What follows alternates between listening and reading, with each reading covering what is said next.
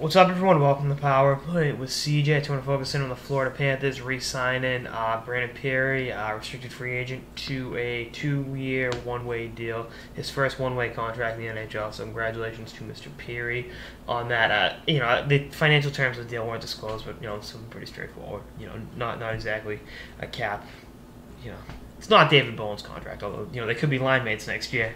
Still look at it that way, but I just want to talk more about the pipeline between Florida and Chicago. Obviously, Campbell ended up in Florida, kind of opened it up, and Versteeg after that. Even though Versteeg was in Philly and Toronto in between being in Chicago and then Florida, and then Versteeg obviously got sent back to Chicago this past year. You look at what Pirri, Jimmy Hayes, and Dylan Olsen, who all got traded from the Blackhawks to the Panthers this year. Pirri had 14 points in 21 games. I think Jimmy Hayes had 11 goals. 11 goals, 7 assists, 18 points. And Dylan Olsen, I thought looked really good at times. Are any of those guys going to play in an All-Star game? Probably not. But I think, especially with Hayes and Pirri, they can both be more a better fit for Chicago than Chris Versteeg is. I'm not seeing that, and I think I speak for a lot of people when I say I'm not seeing that anymore. But again, I think it's a good move to keep Pirri. He earned a one-way deal.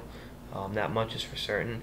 And he looked very good down the stretch for the Panthers. And again, they weren't exactly – they're playing throwaway games in freaking March and February. So by the time April rolled around, it was like, whatever, YOLO. But again, I like the deal. I like Pirri as a player. He's going to continue to grow, and South Florida getting tons of ice time and tons, getting a good suntan will be a big, thing for that. I mean, I think he can push his offensive numbers and be, maybe a 40, 50 point guy next season. I mean, his 14 points in 21 games, again, not exactly, something to shake a stick at, but at the same time, the Panthers weren't. Yeah, it's like Charles Barkley says about players that put up good numbers on bad teams. They're like looters in a riot. They just take what they can get their hands on because it doesn't really matter. When the games you're playing don't matter in so many ways. And I'm not knocking Pierre. I'm not knocking the Panthers, and that's just the reality of the situation. But I think again he's a bona fide NHL player, and he's earned this deal, and he'll continue to turn heads in South Florida for years to come. Anyway. That's why I got this episode of the Power Play with CJ.